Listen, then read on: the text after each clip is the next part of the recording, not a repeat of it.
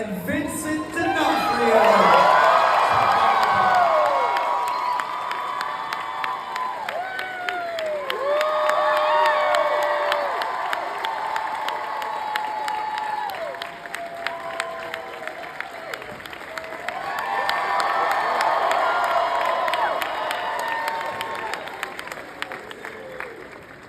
Sorry that I came out with so many beverages. Just trying to remain caffeinated. All right, so I got to kick it off right away by asking. Hi guys. If we were doing the show right now, the first thing I would do is tell them to get a piece of wood. Have you ever done that? Like a piece of plywood. We would put a piece of plywood under this cushion so that it doesn't sink like we do in our living rooms. Because to look too comfortable is Goes with all the beverages. We're just cozy here today. So I'm curious, between the first time you were on set on the Netflix show, it's gone, it never happened. There's now a prop in the audience. Versus the first time you reprised a role, say for example, you and Spider-Man, you and Hawkeye, versus this return to be born again. Did those three iterations feel different? Did it feel like coming home? What did it feel like to reprise those iconic roles for you? You know, so I had, one day on set on Spider-Man. And it had been, so again, we shot that kind of March of 2021. And the last time I'd filmed anything to do with Daredevil, it must have been in 2018, beginning of 2018, I can't remember. But it had been a number of years, and in that time, I had moved on. Emotionally, I had buried that character. And we joke about this, like Vincent was always, when we would talk, was always convinced we were going to get a phone call. And I would be like, dude, this guy's delusional, it's not happening, it's over. Move on. So it was really surreal to put those glasses back on and to be speaking in that accent and in that voice. And I was really nervous. I remember being really, really nervous for that one little scene. And I remember, the way they shot the scene, whoever's speaking, I think John Favreau says something, and then it's my line, but they wanted me to put the cane down and then wait for the camera to come around before I said my line. And I said to the director, I said, that's weird, why are you doing that? It feels like I should just speak. And he's like, no, because people are going to be really excited. And I was like, it could be a real anti-climax.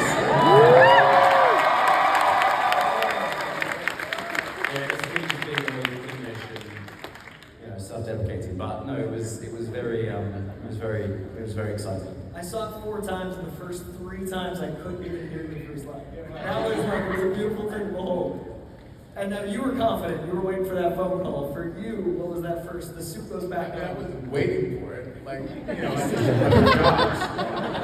A lot of other jobs, actually. But no, I just thought it was silly for the British guy to think that it was over. We were, the old show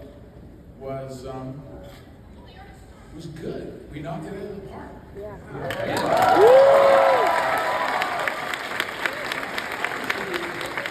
Not just Charlie and I, but every cast member was just fit their parts so well, and were, fine actors. And so, I've been in the business too long to think that somebody's, that Marvel would let that go. That's the way I feel. Charlie, I heard the first time you auditioned, you actually didn't know the character was blind and found that out on the day, which must have been a moment. But reacclimating to that, did you take more lessons? Did you rewatch Scent of a Woman? How did you reacclimate? And it's been tricky. Trying to remember,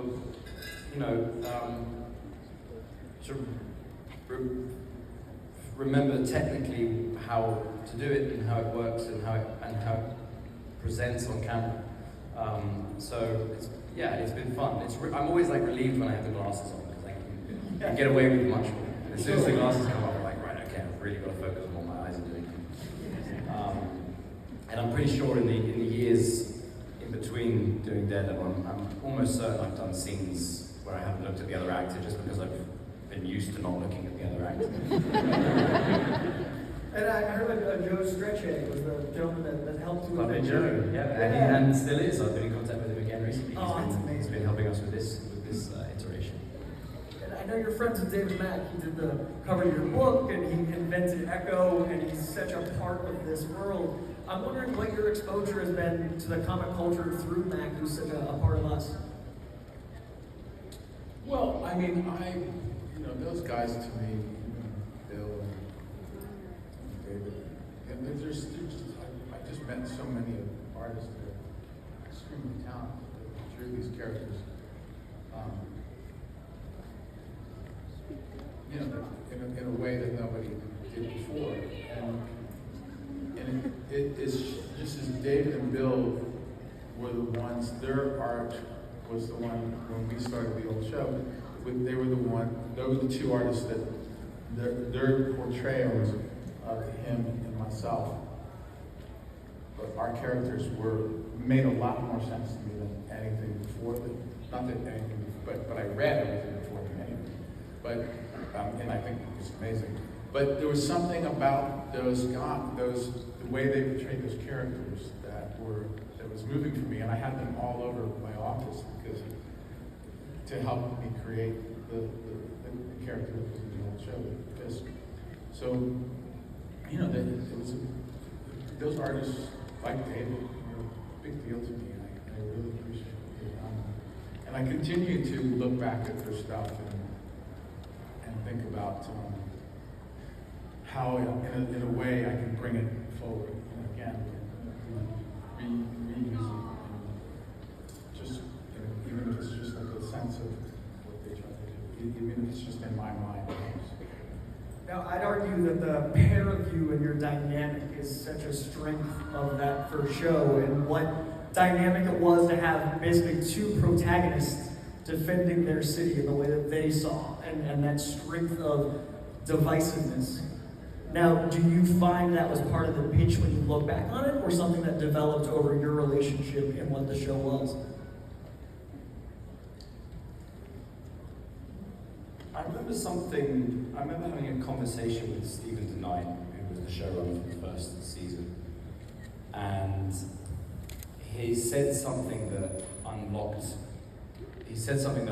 something for me in kind of developing my version of Matt Murdock, which was that if you'd never seen the show, you knew nothing about Daredevil or the characters, and you just flicked it on, and you're in the middle of episode 4 or 5, he said you should be able to watch a significant portion of the show and not know who the good guys are and who the bad guys are. That line should be blurry.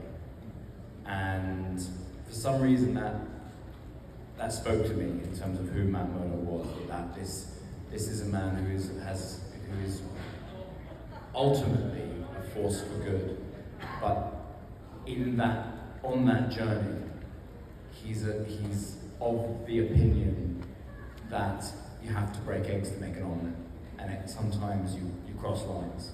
And I thought that was not only exciting for me as an actor, but also an interesting way to see a superhero. Absolutely. And the iconography, you're using the inherent opposites when you look at colors, like the white suit, the all black, those like tones and those elements. When you look back at those frames, do you still have that like reference? Like you guys made something like truly special. Do you still feel that? Well, I think you're right. I think that what Charlie just said was very important, and you tagged it with that. I think that those are the characters. That is the root of the characters. They are walking the line all the time. I always found, so I would just add to that I always found that it's interesting to play.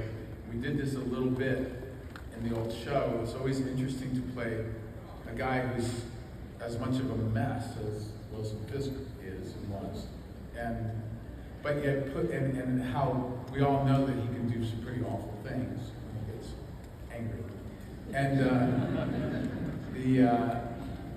but to put a guy like that in a normal kind of domestic situation, like when they would have scenes with Vanessa and like we even got married on the show. You know, that's this kind of little boy / monster getting married to this very intelligent, strong woman.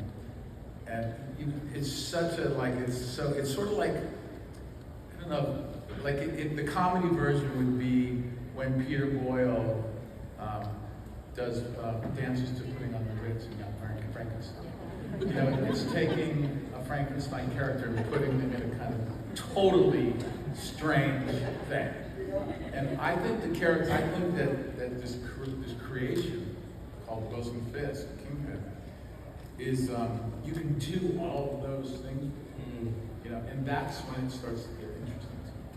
Is that what first drew you to him? Because you have this incredible resume and body of work that is so different in so many ways. Did you see that versatility on page? Well, it's the way that Jeff Loeb, who was running that old show, that he said, you know, this is not straight up villain. This is, we're going to walk the line. That's like Steve said, we're going to walk. You guys are all going to walk this line. And then you know, it's so going in, I knew that what we were going to do was not so typical and also uncomfortable at times for the audience and for the actors. I always think of the wedding scene when I think of Fisk. You guys might think of me, you know. I think of that. Yeah. I think of the wedding. I think that guy, you know, you embarrassed me in front of Vanessa guy, was also married that one. You know, there was a big scene about the marriage. It's interesting because that guy who got embarrassed and he can be in love, and he can cry, and he can have pain, and he can be like all of us in domestic situations that, you know, are just hard on anybody. You don't have to be a superhero to experience life. Now, 2 linear questions before we get to the game, because I want to hear these gentlemen as compared to your results. But with this superhero world notwithstanding, one of my favorite movies of all time, one of my favorite comfort movies is Casanova. That movie does not get enough love. So I want to give some Casanova love. This gentleman right here, I have a lot of love for that film. So, in addition to giving it flowers, I want to hear what that set was like, because I know that was earlier in your career, and what it was like to work with Heath Ledger, and what it was like to work on something of that scale for you as a young actor. I mean, yeah, it was, you know, we filmed in Venice initially. It's an unbelievable experience. I was there for 5-6 months. It was the only time in my life where every day you get picked up by a boat. You know? It's awesome, you know, and Heath obviously was incredibly kind to me, and we had apartments very near each other, and so we'd hang out a lot, and it was so good. It was very silly, you know. It was a silly film, and it was a good experience. I haven't seen it in 20 years. I don't think I've seen it since it came out. But yeah, so it was a wonderful experience to have early on. DVD and Blu-ray, man. Big I remember I had to have the hair extensions. Yes, a lot of hair. A lot of hair, like long hair. It was flowing. It was Italian. And then they put a bow in it sometimes. It's hard, you know. And this is a bit of a journey, Vincent, but Malibu Comics owned Men in Black at the time, but they were bought by Marvel Comics, which makes Edgar technically a Marvel Comics character. Would you be willing to come back in Secret Wars as Edgar? Because I want to see some Civil War.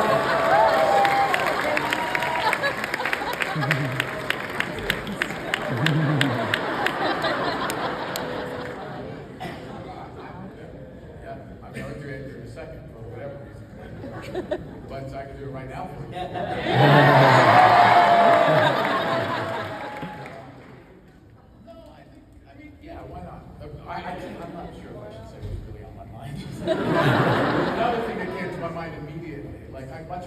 Swamp Thing for DC. That'd be incredible. The James Mangold rumor, I'd love to see that Perry. Just saying. Now, the game itself, we saw the chaos happen. I'm going to speed around a bit, so I want to make sure we get through all of these. But for you guys, I want to know, and I can't believe I'm saying some of these things, would you rather play a hero or a villain?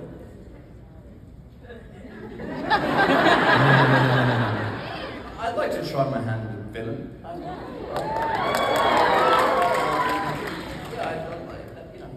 Time's right. I mean, I'm pretty happy with the character I have right now. but like at some point that'll be fun. Certainly got a darkness to him. I don't understand the question. I'm not a villain. I said dueling protagonists at the top, so I don't disagree. They're protecting their city. Yeah, Fisk is not a villain. This may be the hardest question of all because it makes me feel like a villain. New York City pizza and New York City bagel. What about them? Which would you go for? If you had only one.